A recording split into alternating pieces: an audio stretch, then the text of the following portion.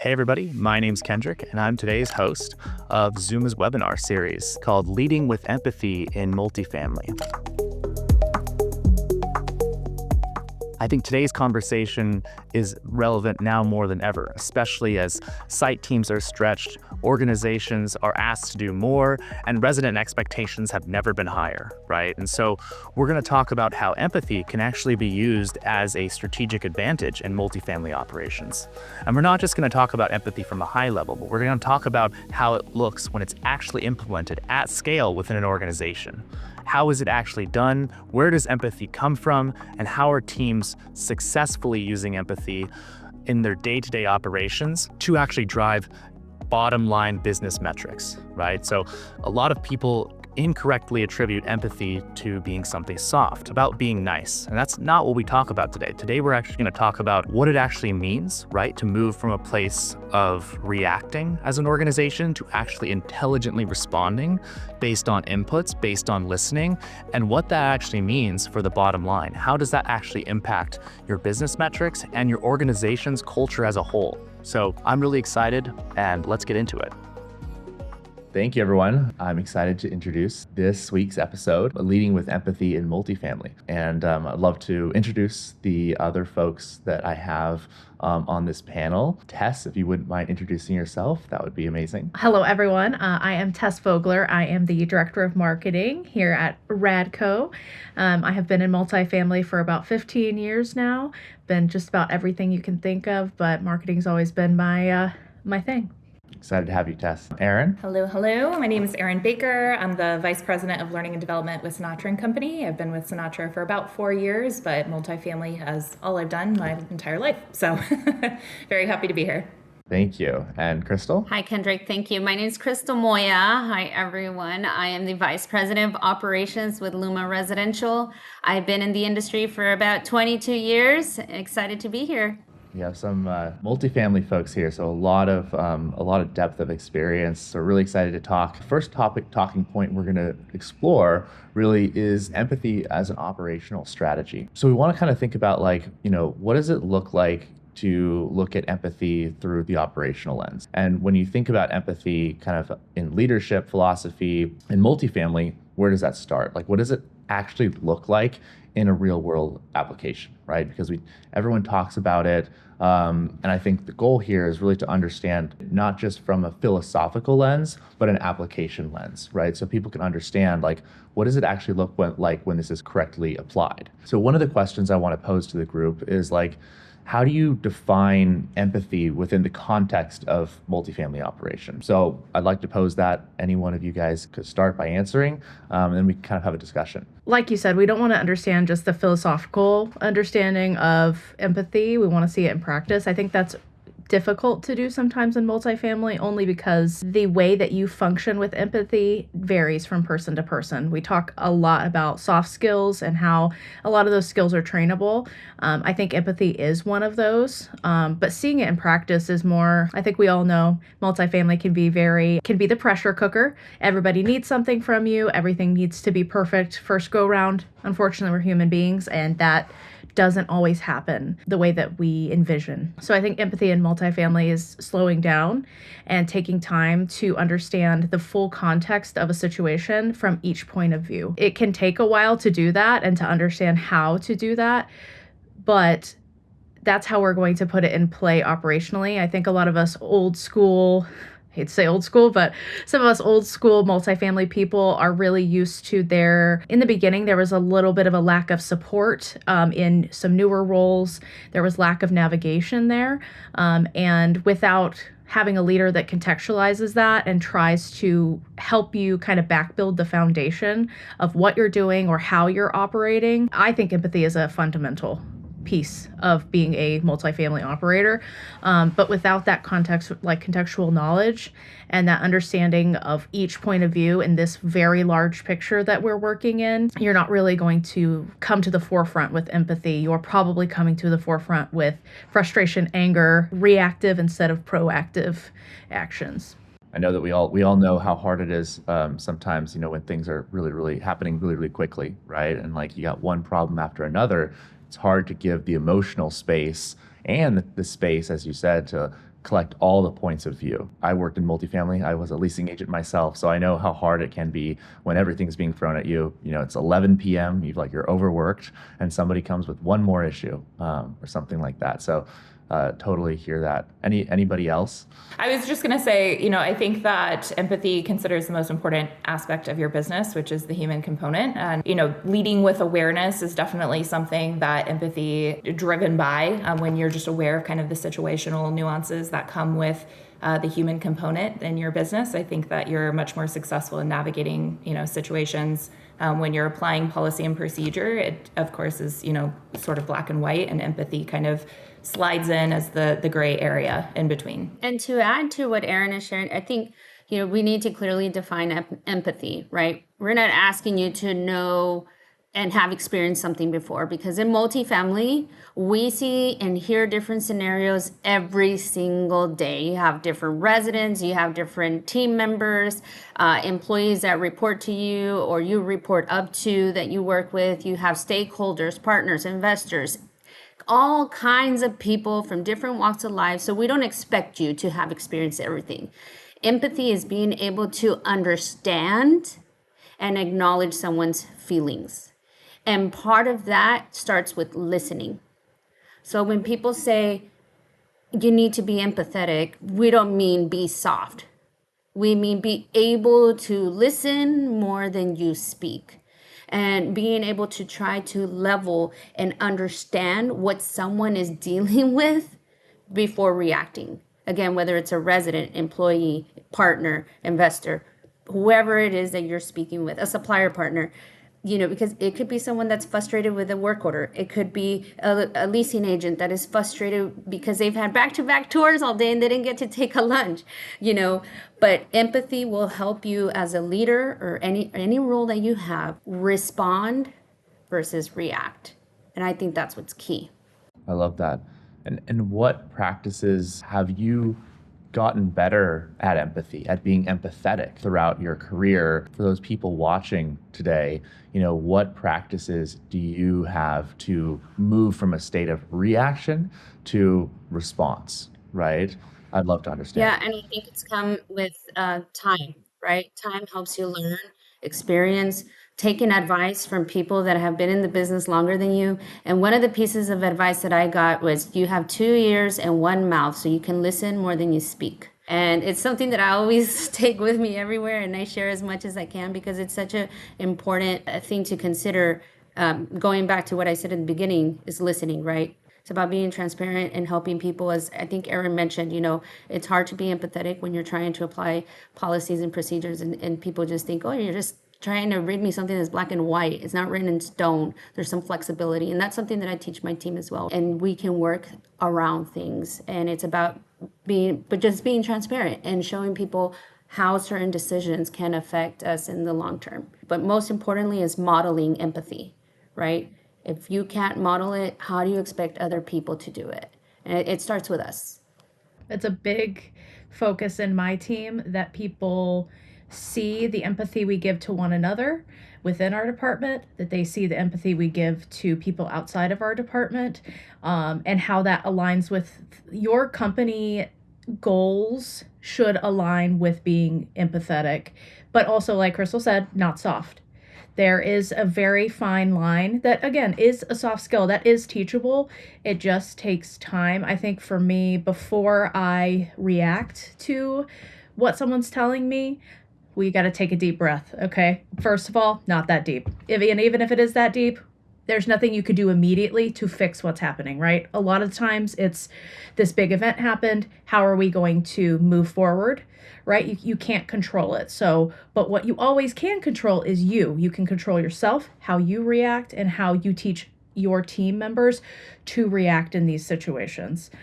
Because a lot of this is, I always say PR, not the ER. Course, because I'm in marketing. So really taking the time to understand, even if we're feeling high pressure, even if we're having a day where empathy is probably the last on the list, that we can take some time away, even if it's 10 seconds to take a deep breath and remember that where you are is where you are.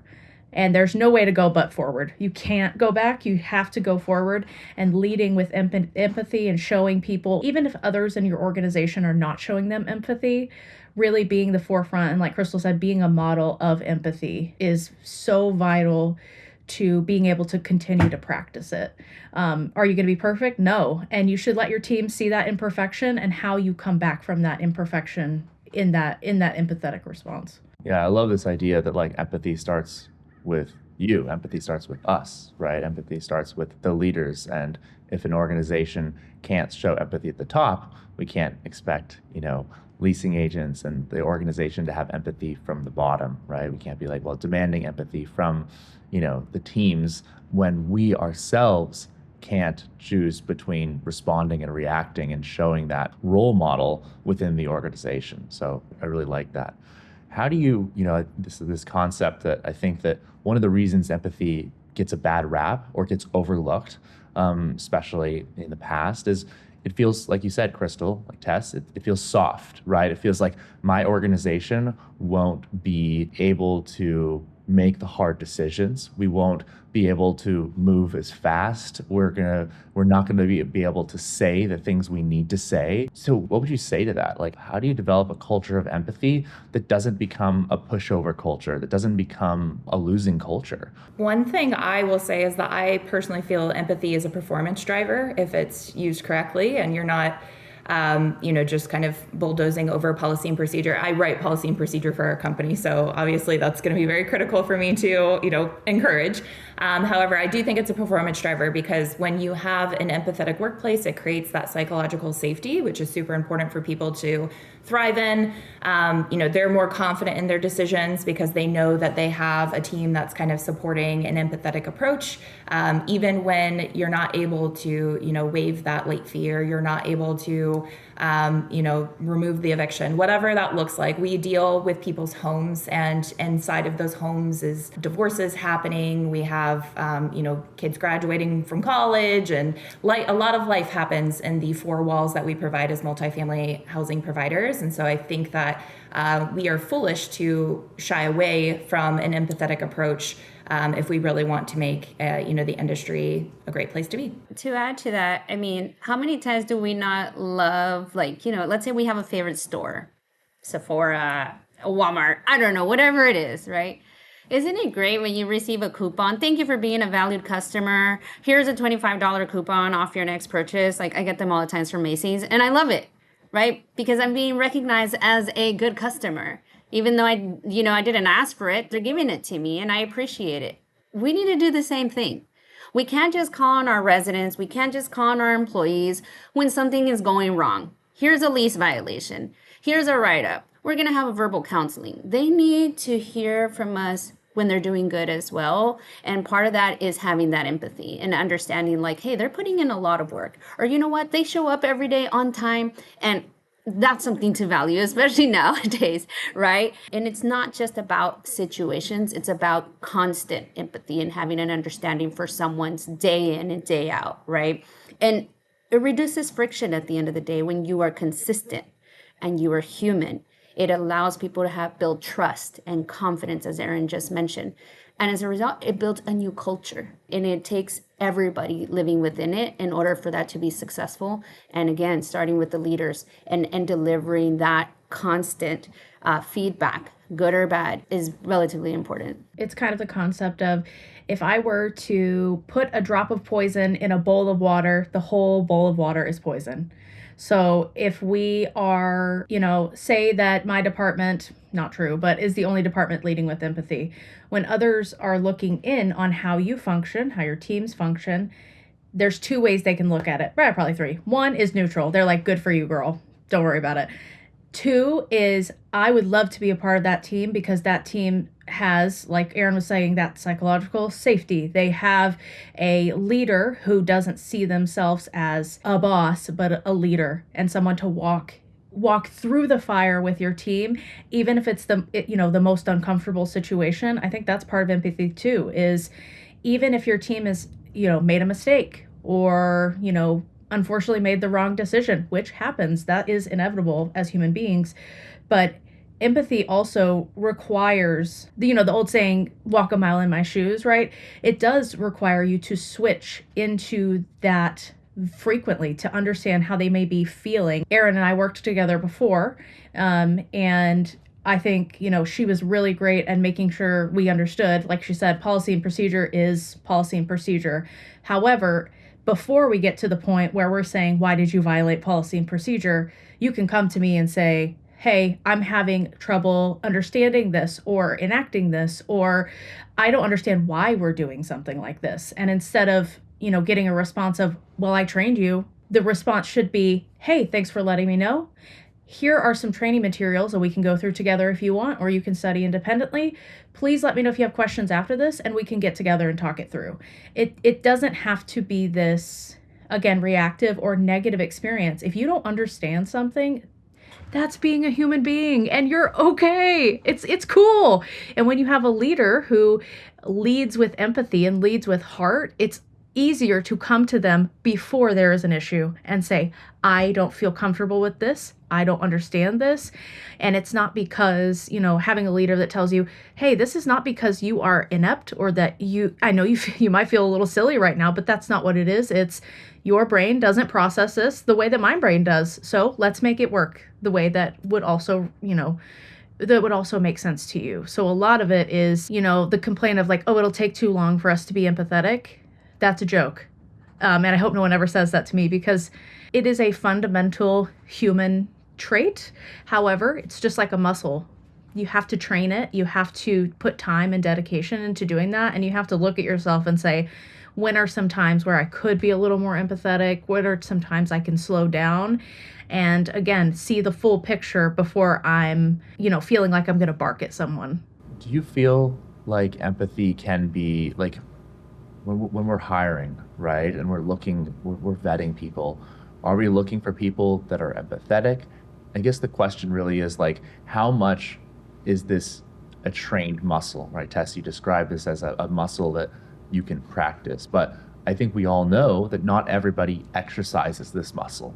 Some people may not value it. How important is it, and what practices do we have as an organization to allow people to develop this muscle? And do we give people time to develop this muscle, or do we try to hire people from the get-go that have already valued and exercised this muscle? I would say that I think that it's probably a combination of both. I think that it's awesome if you can find those empathetic people during the interview process, but it's very hard to pull out whether they would truly act empathetic in a situation when it's, go time, right? I think that when we're talking about training it, Crystal mentioned consistency, and I think that that's probably the number one thing that we can model, as everyone has already mentioned as well, is just being consistent and approaching things with it's a fixable problem. So a lot of times in my interview practice, what I really like to do is give them a situation where both outcomes are not great, because then that can really display kind of what approach they're going to take if they mention empathetic strategies that they're going to take, because unfortunately there's not a great answer and a bad answer all of the time. A lot of the time, again, there's a lot of gray areas. So I think that it is important to, have those people that you can identify in the interview process, and then the people that might not come to the table with empathetic practices, model and train on empathy, empathetic ideas and strategies, so that way everyone can kind of grow together, and everything is fixable at the end of the day. Everything is fixable. I think to add to that, it's very hard to say we'll hire for empathy, right? Because I believe a lot in science and the development of the brain and the cognitive behaviors and whatnot, and sometimes people won't have the capacity to empathize just yet because they haven't developed that function just yet. They don't have enough experience, whatever it may be. So I don't think that's the objective. The objective is to be present in and around areas, whether it's around your residents, your employees, most importantly your employees, since we're talking about hiring, and listening into conversations and tapping in and providing training and or development opportunities and saying, hey, I noticed that in that conversation you spoke over this person, and let me talk to you a little bit about that, and I'd like for you to take this class on communication, because a lot of empathy, again, you don't have to experience the situation or a similar situation to be able to empathize with someone. It's really about understanding how empathy works and being able to listen. Again, going back to the skill of listening and being able to relate as much as possible to the situation and putting yourself in their shoes, like I think Tess said, walking a mile in their shoes and trying to understand more than anything else. So I think as a leader, you have to be present, be listening in, and providing that feedback consistently. I think too, an interesting way that I've learned throughout the years to develop empathy and to show empathy is actually having an open door policy, a real open door policy where you as a person who maybe, doesn't have the experience of someone at a corporate level or higher, being able to come to that person and saying, hey, I noticed you talking about this. I actually have a question. Is it okay if I ask you that question, right? Empathy doesn't have to be, like we keep saying, soft, warm, and fuzzy. It doesn't have to be that. Sometimes empathy is just sitting and giving someone your time, even if, part of it, I know we're all so busy. And sometimes when somebody walks into your office, you're like, I was really in the middle of something and I'm so sorry, right? Sometimes that happens, but I think a true empathy builder is just being willing to have a conversation with someone who is not the same as you, period. And it's not a service that you're doing to someone else. That is a human function to create community, to have those kind of the monkey see, monkey do mentality. That is how our society learns and functions. And so having that real open door policy and being able to feel comfortable and feel empowered to come into those offices or to have those conversations independently with your team members, I think that's a really vital piece of building empathy into your culture. It's just a different lens of empathy. Empathy with your time and empathy with, of course, empathy is really tied to emotion. But honestly, I think the most valuable things that have been put into me have been someone sitting with me, taking the time. There's a stat that says, a lot of people who do not any longer want to be on this planet, an 8-minute phone call can save their life, right? So that's an empathetic action as well, right? That's empathetic, that's a human action. But think about how much your team members can excel, or people who you work with can excel if you just take that 8 minutes for them as well and take the time to teach them or help them understand something. Empathy has different layers, very much like an onion, very much like Shrek. I was thinking the same thing when you said that. Everything you guys are saying is really resonating. Crystal, I kind of want to go back to something you talked about, which is really like making sure that we make the residents feel valued and are proactively engaging them in a positive manner, right? I think multifamily has a history of kind of ignoring people's lives until they need to pay rent, till they have a bad experience of a maintenance issue, right? It feels like as a business and as a organization, they're overall kind of ignored until, there's a consequence, right? There's all the policy.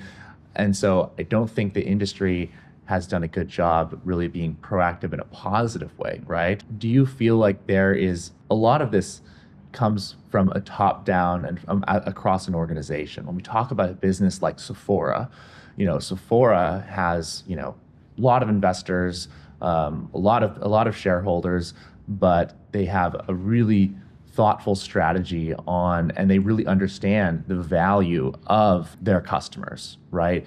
When I've worked in multifamily, I've long since felt like residents have been kind of a commodity, right? They're not necessarily valued by the lenders, by the equity holders, right? They are just sort of a commodity to be extracted from, so to speak. I'd love to hear your guys' perspective on do you feel like there is the budget to be proactive in a positive way to give things like $25 gift cards or whatever the equivalent is in multifamily? Do you think that the tides have shifted, so to speak, where investors and shareholders see the value of cultivating empathy and see the value of cultivating a really loyal customer base, right? And resident base. I mean, I think that an empathetic management team drives retention. So, while it might not be the first thing on a stakeholder's mind, definitely that retention number does speak volumes. I think that when we talk about the budget, obviously, $25 gift cards are great if you have that capacity to do so. However, if you don't, what's 100% free is being proactive. And as we've talked about before, and if you know that there's going to be construction on your site and you have a new mom that has a newborn at home, maybe giving them a heads up that they might want to work around nap time at a different location, or someone that works from home that has a high stress job. Those are all like practical applications of how you can be empathetic to someone's situation and do it proactively versus what we've been talking about of a reactive measure. Something that I train a lot about in most of my classes, you'll hear me train on this, is that moving is actually rated more stressful than divorce, which I always find is the most fascinating stat I think I've ever read in my entire life. But people still choose to move. And why do they choose to move? A lot of the times it's because their management team is falling short on they don't feel heard. They don't feel seen. They feel like they're just a number. They're just a dollar line on the stakeholders' budget. And I think that, the site team, it would be wise of them to, go ahead and make those efforts to ultimately lead to retention. I think that that's definitely something that everyone should be concerned about. Kendra, when you were, setting up the question, you said, what in the budget can align with being empathetic? And I'm like, my brain went like this. I'm like, to me, money doesn't align with empathy, right? I know I gave an example of coupons because we all love coupons, but there are so many things we can do as people that are free, as Erin said, that have a much larger impact. Something as simple as remembering someone's name and saying, hey, Mr. or Mrs. Jones, as you're walking through your property, or remembering a groundskeeper's name when you're a executive and you're visiting a site. Right? Wow, they remembered me, right? One of us in our roles don't really look at titles, but when you're on site, they're like, oh my goodness, a VP's coming. And to me, I was like, it's just me. It's me, Crystal. I'm okay. And when you remember their name, it goes such a long way. And explaining the whys behind a policy to a resident, to an employee, or a change in the way we do business, and actually being quick to respond to a resident about why something's going to take long. I think those things, all those little things, go much further than any type of concession, any type of employee bonus we can give. All of them build trust and confidence in leaders or people that are managing sites. And I think we need to do more of that. I think too, if you are a leader who is trying to incorporate empathy, all they want from you is the budget, I will tell you that as the political world continues to change and things in America are changing, understanding what the prospects you are talking to actually need, right? If we are going to offer concessions, do they need an upfront concession because it's after the holidays and they bought presents for their kids, God forbid, or is it something that hey, maybe this makes a little bit more sense to have it amortized because these are, it's a student property.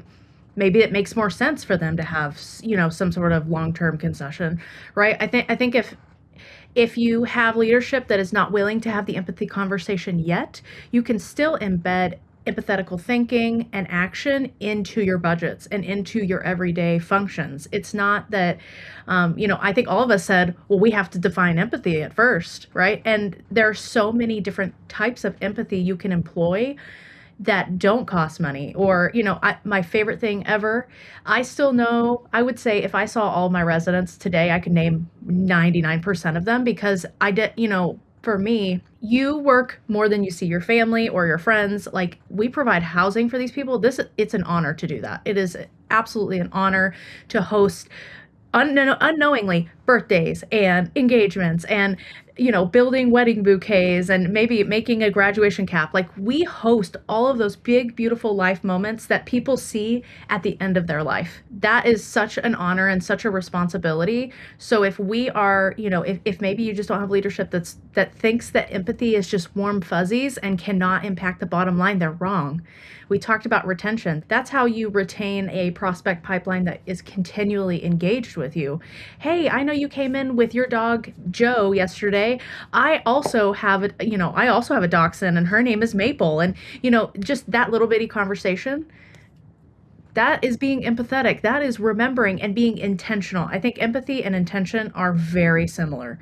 You have to choose to employ empathy. You have to choose to find ways to put empathy into your practices and into your company culture.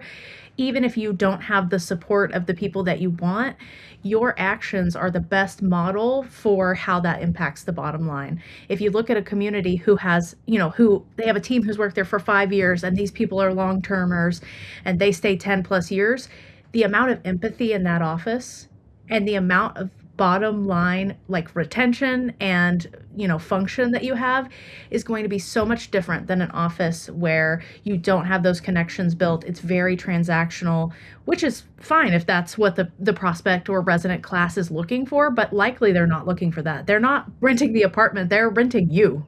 You and your team are what they're actually choosing at the end of the day, because girl, we know that there are 900 gray apartments with marble countertops, okay, in a 2-block radius. Okay, so you're not selling to a point you're selling the product, but really you're selling yourself and your team and how people can come to you when they have to have the hard conversation. Maybe it's, hey, I can't pay my utilities this month. What is going to happen to me? And having those conversations and saying, hey, girl, I get it. This is going to be your late fee. This is what happens. Empathy does not negate the truth. You can tell someone the truth, especially if it's an eviction, right? We all hate dealing with it. It's really uncomfortable. It's heartbreaking. You still have to tell them the truth. Hey, you will be evicted, but what can you do after that? What you should do for everyone. Fair housing, thank you so much. But also, you can provide county resources. You can provide, hey, if they ask you, hey, are there apartments around here that are a little more, cost efficient for me? You can help them. Okay. Like there are things that you can do, again, that don't include money and take very little time, but are going to have a huge impact on the bottom line. Yeah, it sounds like what's coming out of this is like really empathy is really meeting people where they are, right? And understanding who they are and how they're feeling, but not obfuscating the truth. It doesn't mean that like we are, bending over for them and changing the rules for them, but we're understanding and really empathizing with them and coming at it from a place of emotionally seeing where they are. So I really love that. Next question I have to pose to the group is like, obviously things are quickening, right? Like sites are changing, people are changing, we have a new generations coming in for homes, and the landscape of how people engage with other people is changing rapidly as well. So Gen Z is, likely only going to look at, a website for 8 seconds. I saw a study, and most relationships are now found through the dating apps, right? So we have, a generation which is so saturated in technology. The question I have to the group is like, how do we use technology as an enabler for empathy, right? How can technology and humans drive more empathy together, and how are we going to reach this new generation which is so digital first, right? There are now more than ever, tours that are happening without leasing agents, right? Tour 24 and the likes are becoming really, really popular, right? People are opting to, tour an apartment on their own accord and then leave, right? So we're seeing things we've never seen in multifamily before, and we have a generation which is really, really attuned to being digital first. So how do we design empathy in an age of digitalization? Yeah, I think that that's a great question, because obviously the prop tech and the AI is like the thing right now. Like everyone's trying to figure out how can you best integrate AI and technology. And I think that the real ticket there is that it's a friction eraser. I think that when you give people autonomy to do the self-guided tours, and you give them the autonomy to schedule appointments or pay their rent online, they're not having to physically come into the office. If it is done strategically and not haphazardly, I think that it is a beautiful thing that obviously makes everyone's lives easier. And then it gives back the time to the leasing agent to take the time to do the empathetic measures. And, it reduces frustration because people are able to see kind of how they can get these things done on their own. And when they're having to come to you, that really is our time to kind of step up to the plate, because now they really need you. They need you to be there listening to the problem that they're there, because most of the work orders can be placed online, or any problems with their rent payments. All of those are things that now they're coming to you. And I think it's super critical that in that time, now that we have these tools, that you are stepping up to the plate, being empathetic. Then it's more important than ever. The tech gives us data, right? And it's important that we use that data to spot trends and then readjust as necessary. I think that's the importance. Erin said it removes friction. How does it remove the friction? Because empathy cannot give us data, but we can use the data to be more empathetic, right? And I think that goes hand in hand, right? Utilizing the tools, the resources that we now have available, utilizing that information and making improvements. I think that it goes hand in hand. It's almost like if you were to replace the word empathy with human, how do human and data work together? How do you balance them? The data is going to make it easier for the human to actually connect on a human level. So they're not wasting time and energy on collecting data and doing all this monotonous work. They're actually using their time and energy to connect with residents, to connect with stakeholders, to connect with leaders, connecting with employees, whatever that is. Reviewing the language that your technology is using when talking to prospects, right? So, example, we use a provider and I was doing an audit and I got a text and I was like, hate that, boring, I'm going to delete this immediately, right? So we changed the language to say, hey, Tess, we saw you're looking for an apartment. We know it can be stressful. That's why we're here to help. Let us know if you have any questions. Done. So acknowledging, I know you're getting a million text messages right now. I know you're getting a million emails. I know you've been on 9 tours and you're over it. I'm not going to pressure you. I'm going to let you know I'm here. But the bot is here to answer what questions that they can. So I think you can, if you're using this technology, making sure that you're auditing the prospect experience and the resident experience too, especially if you have maintenance modules, things like that, where they're requesting maintenance and then is there something getting lost in the middle, right? Are we not... having your system set up correctly to go where it needs to go is also an empathetic measure, right? Making sure that you're auditing these things to create the prospect and resident experience that mirrors how your culture wants residents to feel about you, how you want people to see and to engage with you. If you don't have the autonomy to make a huge change, right? A lot of people say, well, you may never change the world, but you can change your world, right? What you see, what happens to you. It's kind of those small measures where if you don't have the autonomy or you don't have the back-end support to really make big empathetic changes, you can find different ways to do that within your technologies, within your processes that don't require anything to cause additional friction. Well, I have a couple other questions for the group. I think we talked about this, and Crystal, you mentioned, the way in which we can use technology is really as a source of data so that we can understand our operations, our residents better. So I'd like to understand, how do you typically gather, qualitative and quantitative data to implement the feedback and also be empathetic? I think that comes in different ways. So, for example, post-mortem surveys of things you may be trying to execute on or beta testing. I think that's very important. But sometimes it's really, literally walking a day in someone's shoes, right? For example, we are beta testing a centralized maintenance, right? And I'm hearing mixed things, and we send out surveys getting mixed feedback, and because a lot of people are like, it's not really anonymous, they know who submitted that survey, so they're not being honest. But guess what? Crystal strapped on her maintenance boots and went and shadowed her maintenance team because that was the best way I could collect data. And sometimes that's part of being empathetic, right? Being able to actually sit there, walk there, and do the job with them to really understand what are the headaches that you're seeing, because I want to better understand this so that we can make the situation better. We're trying to centralize for this reason, to create better work-life balance, so you're not always on call. We have more people to alternate with. But if you're saying this change is going to cause problems, I want to know what that is, because there may be a solution. So sometimes it's that, right? Walking a day in the shoes, collecting surveys, and things of that nature. Yeah, I think one of the things that this industry has done is sort of blindly bolted on technology and not really understood how it's really impacting the teams, right? And there's so many technologists out there are also designing technology who may have never worked as a maintenance person, may have never been a leasing agent, probably not, right? And so you have that divorce of understanding, and as we're talking about empathy, right? You don't know what it's like. Right.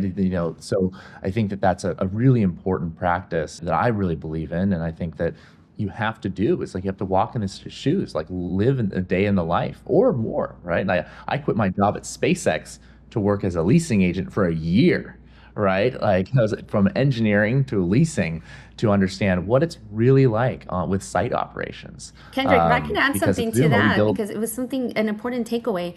One of the gentlemen that I shadowed, he has been a service manager for 40 years. And he said, this is taking the maintenance out of maintenance. You're literally taking the maintenance out of me, in the role that we had put him in temporarily. And that was such a huge takeaway. Listening to that one liner is so important, because it's like you want to make sure, like you said, you give them the tools to try to make their life better, but are you really listening to how it's affecting them, right? And beyond that is really training. The tool is there and it can be successful, but are you training them how to use the tool? And not everybody is ready for that. So you have to approach it empathetically. it's the soft yet really, really important side, right? And I guess I hesitate using the word soft, but I mean soft in terms of it's the listening, right? It's the understanding. It's the way that somebody says something and the emotion that somebody's feeling when they say that thing. And it's sometimes hard to capture through spreadsheets, through not seeing and feeling a person. So I love that. Okay, one last question for the group is, really like, given everything we've talked about so many great topics, and I've loved everything that the group has shared. What is one thing you want to leave the audience with that you think is the most important part of implementing empathy for those people listening that probably want to design systems and design organizations that are more empathetic because of everything we've talked about? What is the one piece of feedback you'd leave them with? I think that the most important thing that we've talked about today is probably the active listening. That's exactly what Crystal keeps describing as the active listening measure, and being prepared to maybe hear the response that you don't want to hear. And, just kind of taking that with whatever measure needs to happen from there. If you are actively listening, is the answer always going to be something that you want to hear? And probably not. People are going to tell you, if you give them the platform to what they're feeling and thinking, and hopefully you've built that trust and that confidence, and they're comfortable with coming to you and telling you, hey, it's not working because of X, Y, and Z. I think that would be something and there's books and podcasts and there's even classes you can take at like Harvard online about how to better actively listen. And I think that you being aware, situationally aware and actively listening is how you're going to drive more empathetic operations. 1, read Radical Candor. 2, don't let the harshness of others take away your softness. We talk about, like, don't want to say it's soft, but there's nothing wrong with being soft. Both Crystal and Erin know me. I'm a Cabbage Patch Kid of a human being. I think that there's power in that softness that helps you a lot of the time to make connections and to create those empathetic kind of understandings when you allow yourself to take a skill that you have, or a feeling, or something that is truly you, and talk to another human being like a human being, right? Like I get it, okay? Sometimes your maintenance supervisor is driving you nuts and you guys need to sit down. You need to sit down and talk about it, okay? Just sit down, talk about it. Let's have a human conversation, because I'm telling you that the frustration you feel is not at me. The frustration I feel is not at you. It's at the situation, right? So stepping outside of ourselves, looking and saying, okay, this sucks for you and it sucks for me. How can we make it suck just a little bit less? Yeah, I think that some of the things we've been talking about ultimately leads to this, and that is empathy isn't about lowering our standards. It's about leading in a way that makes people want to meet them, right? Whether it's your residents or your employees, right? If you're listening, if you're providing explanations, if you're connecting, if you're actually listening to respond and not react, they remember those things. And that's what makes a good leader. That's what builds a stronger organization. I love it. I love everything that was shared. Thank you, Crystal, Erin, and Tess, for the ideas shared today. I think this is like inspiration. I know that I'm walking away from this feeling inspired about just the things that were shared here and how I'm going to build more empathy within the organization that I run. I'm really happy that people in the industry are so passionate about this. I think this is something that we really need to see more of, right? It's really going to help transform this industry in a positive manner. So thank you. Thank you all. Thank you. Thank you. Well, I just want to say a huge thank you to Tess, Erin, and Crystal. I hope you, like me, left this session with deeper insights on how to practically approach empathy and incorporating it into your leadership style. Empathy is not a widely talked about topic in multifamily, but I hope it's one that receives a little bit more of a spotlight. So together, we defined empathy as being able to listen, acknowledge someone's state of emotional and mental being, and it's an incredibly powerful leadership skill and one that takes time to hone and practice. Sort of like the analogy we brought up today about it being like a muscle. So I want to thank you for joining this webinar. Stay tuned to see our next episode.